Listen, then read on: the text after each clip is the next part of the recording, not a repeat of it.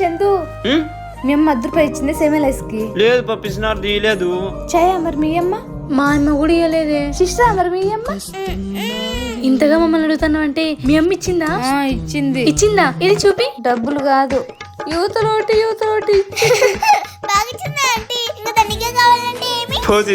చెప్పినావా? మళ్ళీ ఇప్పుడు ఎలా సేమియాలు రైస్? పో, నా దగ్గర మంచి ఆట ఉంది. ఎలాగో మనం రైలు పట్టాలి పక్కనే ఉన్నాం కదా, 2 ఇనుపరింగులు ఇచ్చినామనుకో 4 సేమలేసులు ఇస్తారు. మీ తాత వేసిన పాపం రైలు పట్టాలు ఇంత చిన్న ఇనుప ముక్క తీసుకుని ఎంత పెద్ద కేసు అవుతుంది తెలుసా? అయినా అట్లా రైలు పట్టాల మీద ఏమన్నా తీసుకున్నాం అనుకో ఎంత మంది ప్రాణాలు పోతాయో తెలుసారా? రైల్వేకి సంబంధించి ఏ వస్తువులు ముట్టకూడదు, ముట్టరాదు. మన చిన్న సంతోషం కన్నా తీసుకుని కొన్ని వేల మంది ప్రాణాలు ప్రమాదంలో పడతాయి. అట్లా ఆలోచన తప్పు. నువ్వు ఐస్ క్రీమ్ తినకపోతే చచ్చిపోతావా ఏంటి ఇప్పుడు?